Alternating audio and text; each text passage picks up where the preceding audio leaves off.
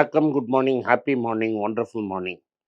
நெறைய பேர் என்ட்ட என்ன கேள்வி கேட்குறீங்கன்னா, இப்போ நான் 2 நாள் மதுரைக்கு போயிருந்தேன். அதுக்கு முன்னாடி ஓமான் போயிருந்தேன்.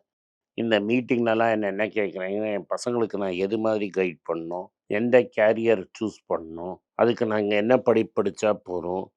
எங்க காலத்தில வெறும் ஐடி படிச்சா வேலை கிடைச்சிரும் இருந்தோங்க. இப்போ வந்து ஏஐ வந்துருச்சுன்னு நீங்களே மிரட்டுறீங்க. ஏஐ வந்ததுனால என் பசங்களுக்கு நெறைய ஐடி வேலையெல்லாம் இருக்காதுங்கிறீங்க. இப்போ பசங்க என்ன படிக்கணும்? எது மாதிரி வேலைக்கு போணும்? அப்படின்னு என்ன பல பேர் கேட்குறீங்க. இத நான் நெறைய வாட்டி பேசியிருக்கிறேன். அப்ப எல்லாமே நீங்க வந்து நீங்க சொல்லுங்கங்கிறீங்க. நான் பேசிக்கா 3 கைடிங் பிரின்சிபல் தரேன். இந்த கைடிங் பிரின்சிபல நீங்க வச்சுக்கங்க. ஃபர்ஸ்ட்டு 3 சர்க்கிள் இருக்கும். நம்ம செட் அப்படின்னு மேக்ஸ்ல ஒரு பாடமே இருக்கும். Union of sets, intersection of செட்ஸ்ன்னு. ஸோ ஏபிசின்னு ஒரு செட்டு சொல்றேன். But A intersection B intersection C தான் கரெக்டான பாயிண்ட். அந்த 3 சர்க்கிளும் இன்டர்செக்ட் பண்ற இடம் தான் அதுக்குள்ள உங்க கேரியர் இருந்தா ரொம்ப சக்ஸஸ்ஃபுல்லா இருக்கும். அட்லீஸ்ட் 2 சர்க்கிளா இன்டர்செக்ட் பண்ணணும். But A intersection B intersection சியா இருந்ததுன்னா உங்களுக்கு கேரியர் அமோகமா இருக்கும். இந்த 3 செட்டு என்ன அப்படிங்கிறத பார்ப்போம். First and most important set வந்து எது நீங்க டீப்லி பேஷனேட்டா இருக்கீங்க அப்படின்னு. I am deeply passionate about something. அது ரொம்ப important. What can you be the best in the world at? இந்த உலகத்தில் எது உங்களால் பெஸ்ட்டாக செய்ய முடியும்? உலகத்தில் பெஸ்ட்டாக இல்லாட்டாலும் உங்களோட பெஸ்ட் எபிலிட்டி எதில் வரும் அப்படின்னு பார்த்து 2வது சர்க்கிள். ஸோ இந்த 2 சர்க்கிள். 3வது மோஸ்ட் இம்பார்ட்டன்ட் சர்க்கிள், இதோட எக்கனாமிக் இன்ஜின் கரெக்டாக ஃபிட் ஆகுமான்னு. ஏன்னா நம்மளுக்கு எல்லாருக்குமே வயிற்று பசி உண்டு. வயிற்றுக்கு சோறு போடலைன்னா ஒன்றும் யூஸே ஆகாது. ஸோ இந்த ஏபிசி, வாட் ஆம் ஐ பேஷனேட் அபவுட், வாட் ஆம் I very good at, and C, அது மூலமாக எனக்கு என் வயிற்றை கழுவுற அளவுக்கு பழப்பு வருமா, என் ரிட்டையர்மெண்ட்டை ஹேண்டில் பண்ணுற அளவு சாப்பாடு கிடைக்கிற அளவுக்கு எனக்கு வருமா. A intersection B intersection C, இது 3த்தையும் பார்த்து அந்த சர்க்கிளில் ஹேட்ச் பண்ணிங்கன்னா அதுதான் உங்களோட ஸ்வீட் பாயிண்ட். இதுக்கு உங்களால் எக்ஸாம்பிள் கொடுக்க முடியுமா அப்படின்னு கேட்டிங்கன்னா, நான் முதல்ல ஒரு எக்ஸாம்பிள் தரேன். ஃபஸ்ட்டு எக்ஸாம்பிள் வந்து ஹர்ஷா போக்லே அப்படின்னு ஒரு பெரிய கிரிக்கெட் கமெண்டேட்டர் இருக்கான்.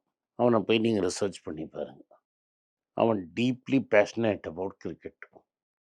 ஆனால் ஓஸ்மானியா யூனிவர்சிட்டி ஆடுறச்சு அவனுக்கு என்ன தெரியும்னா, கிரிக்கெட்டில் நம்மளுக்கு ஃப்யூச்சர் கிடையாதுன்னு. ஏன்னா நம்ம ஒரு அளவுக்கு மேலே கிரிக்கெட் ஆட முடியாது, கிரிக்கெட்டில் இதுக்கு மேலே நம்மளுக்கு ஃப்யூச்சர் கிடையாது அப்படிங்கிறது தெரியும். பட் அவனோட டீப் பேஷன் கிரிக்கெட்டு. சர்க்கிள் ஏ. சர்க்கிள் பி, அவர் கெமிக்கல் இன்ஜினியரிங் படித்தார். கெமிக்கல் இன்ஜினியரிங் படிச்சுட்டு அவர் வந்து ஐஐஎம் அகமதாபாத்துக்கு குவாலிஃபை ஆகிடுறார். ஐஏஎம் ஏல மார்க்கெட்டிங், கம்யூனிகேஷன், ஹெச்ஆர் எல்லாம் ஹோலிஸ்டிக்காக கற்றுக்கிறாரு. கற்றுக்கிட்டு ஒரு மேனேஜ்மெண்ட் கிராஜுவேட்டாக வர்றாரு. போய் ஒரு அட்வர்டைஸிங் கம்பெனியில் சேர்றாரு.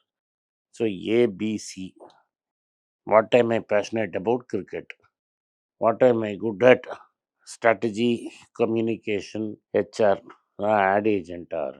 இது 3 இருக்கிறச்ச அவர் என்ன பண்ணுறாருன்னா, சின்ன வயசுலேருந்து அவர் வந்து கமெண்ட்ரி சொல்கிறாரு. சின்ன வயசில் ரஞ்சி டிராஃபி கமெண்ட்ரி சொல்லிட்டு இருந்தார். அப்படி கொஞ்சம் கொஞ்சம் கொஞ்சமாக ஆல் இண்டியா ரேடியோவில் வேரியஸ் இடத்துக்கு போகிறாரு. இதெல்லாம் பண்ணிகிட்டே இருக்கிறாரு. ஏர்லி 1990s ஒரு வாட்டி ஆஸ்திரேலியாவில் இந்தியா போகிறது வேர்ல்டு மேட்ச் ஆடுறதுக்கு. அவங்க என்ன கேட்குறாங்கன்னா, எங்களுக்கு ஒரு இந்தியன் கமெண்டேட்டர் வேணும் அப்படின்னு கேட்குறாங்க. இவர்கிட்ட வருது. இவர் என்ன பண்ணுறார், அது முன்னாடி வரைக்கும் இவர் போய் மேட்ச் எல்லாம் கவர் பண்ணி மேட்ச் ரிப்போர்ட்டெல்லாம் வந்து பேப்பரில் அடித்து அனுப்பிச்சு அதை சிண்டிகேட் பண்ணி ஆர்டிக்கிள் போட்டு எல்லாம் பண்ணின்னு இருக்கார். இவரோட வாய்ஸ் டேப்பை கொடுத்து அனுப்புகிறார். ஆஸ்திரேலியன் கிரிக்கெட்டு நீங்கள் வாங்க அப்படின்னுறாங்க. அவங்க என்ன சொல்கிறாங்கன்னா, நீங்கள் ஃப்ளைட் டிக்கெட்லாம் போட்டு வந்துடுங்க, இங்கே லிவிங் எக்ஸ்பென்ஸ்லாம் கொடுத்துருவோம், மீதியெல்லாம் நீங்கள் பெருசாக சம்பாதிக்கணும்னா இந்த டூரில் உங்கள் இந்தியாவில் இருக்கிற இங்கிலீஷ் பத்திரிகையில் நீங்கள் எழுதுறதுக்கு நீங்களே வாய்ப்பு கேட்டுக்கன்னு. இவர் 2-3 இடத்துல வந்து சிண்டிகேட்டட் காலம்லாம் போட்டு அங்கே போயிட்டு திரும்பி டூரை கவர் பண்ணுறாரு. கொஞ்சம் நிறைய இடத்துக்கு வந்து அவர் வந்து சிண்டிகேட்டட் ஆர்டிகல்ஸ் எழுதுறதுனால அவர் சக்ஸஸ்ஃபுல்லாக வந்து ஆயிட்டு வர்றார். அதுக்கப்புறம் இந்தியா வருது. இந்தியாவுக்கு கிரிக்கெட் கமெண்ட்ரி சொல்கிறாரு. வாய்ஸ் ஆஃப் கிரிக்கெட்டாக மாறிடுறாரு. இந்த கிரிக்கெட் குரூப்பில் பார்த்தீங்கன்னா அவர் சொல்கிற கமெண்ட்ரி சொல்கிற ஒரே குரூப்பில் அவர் மட்டும்தான் இது கிரிக்கெட் பிளேயிங். அதாவது டெஸ்ட் மேட்ச்லாம் ஆடாதவர், ரஞ்சி ட்ராஃபி கூட ஆடாதவர். மற்றவர்லாம் அவங்க குரூப்பில் எல்லாருமே பேசுகிறாங்க. இருந்தாலும் வெரி நாலேஜபிளாக இருக்கிறார். நாலேஜபிளாக இருக்கிறதுனால அவருக்கு இன்னும் வாய்ப்பு கிடச்சிக்கிட்டே இருக்குது. இன்னும் பணக்காரர் ஆகிறார். அட் ஒன் டைம் மும்பை இந்தியன்ஸுக்கு சீஃப் எக்ஸிக்யூட்டிவ் ஆஃபீஸராகவும் ஆகிறார், டெண்டுல்கர் ரெக்கமெண்ட் பண்ணி. நான் எதுக்கு சொல்ல வரேன்னா, கிரிக்கெட்டுனாலே இன்றைக்கி ஒரு இந்தியாவில் ஒரு பெரிய எக்கனாமிக் இன்ஜின் இருக்குது.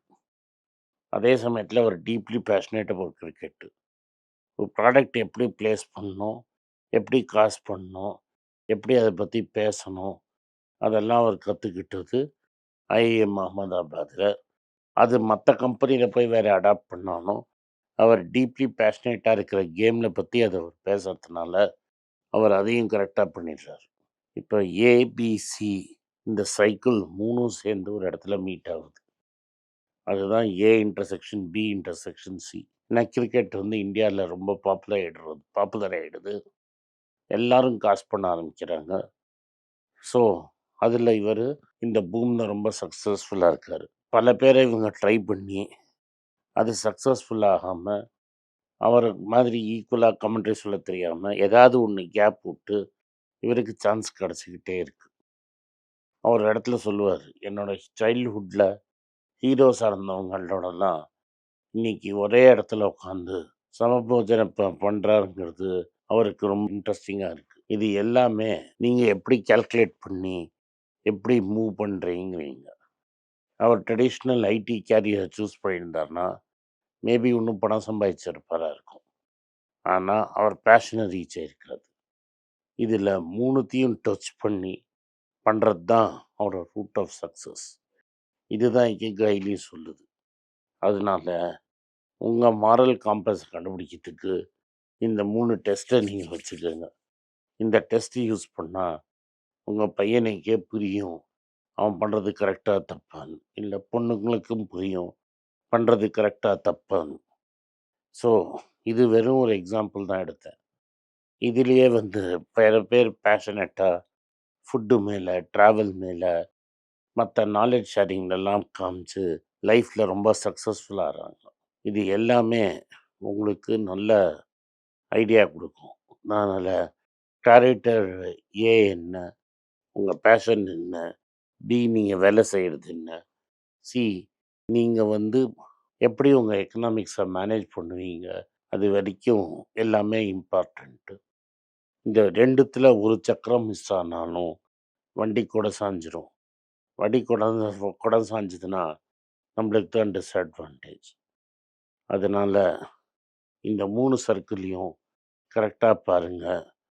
லைஃப்பையும் காமாக்கிப்பீங்க. உங்களுக்கு இதுவும் உங்கள் பேஷனும் மீட் ஆகும்.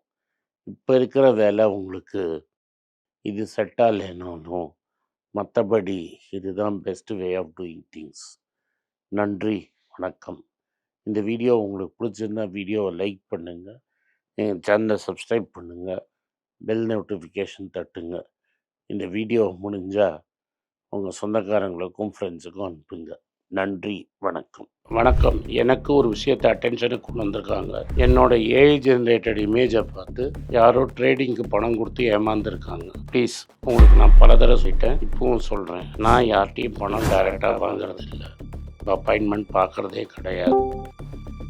அதனால் என்னை பார்க்கலான்னு யாராவது காசு கேட்டாலும் இல்லைன்னு சொல்லிவிடுங்க. அடுத்தது ஒரு இமெயில் ஐடி இருக்குது, அதில் போட்டால் எங்கள் டீம் கான்டாக்ட் பண்ணுவாங்க. அது டைம் ஆகுதுன்னா வினோதோட இன்ஸ்டாகிராம் அக்கௌண்ட்டில் வினோத்தை மெசேஜ் பண்ணுங்கள். அவன் என் தம்பி, அதுலேயும் அவன் காசு கேட்க மாட்டான். காசு கேட்குறாங்கன்னா ஏமாறுறீங்க.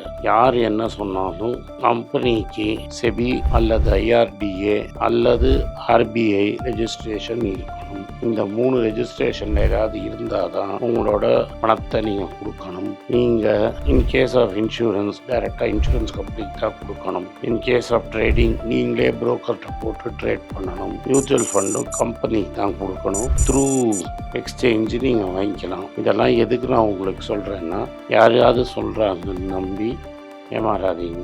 உங்களுக்காக நான் ட்ரேட் பண்ண முடியாது, அது இல்லீகல். நான் ட்ரேடும் பண்ணுறது கிடையாது. அதனால் ட்ரேடிங் ப்ராஃபிட் பண்ணி தரேன்னு சொல்கிறது ஏமாத்தல். எனக்கு ட்ரேடிங் பண்ண தெரியாது. என் பேரை சொல்லி ட்ரேட் பண்ணி உங்களுக்கு ப்ராஃபிட் ஷேரிங்னா ஃப்ராடு, ஏமாற்றம். நான் யார்கிட்டையும் காசு கேட்கல, கேட்கவும் மாட்டேன்.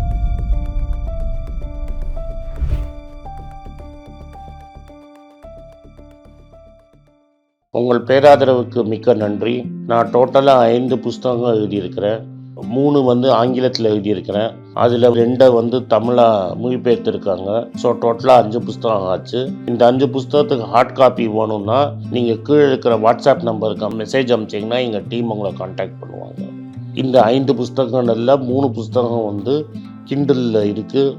அமேசானில் கிண்டலில் வாங்கணும்னு ஃபீல் பண்ணுறவங்க நேராக கிண்டலில் வாங்கிக்கலாம். தமிழ்லேயே யாராவது ஃபைனான்ஸ் நியூஸ் படிக்கணும்னு ஃபீல் பண்ணிங்கன்னா தயவுசெஞ்சு moneypage.com விசிட் பண்ணுங்கள்.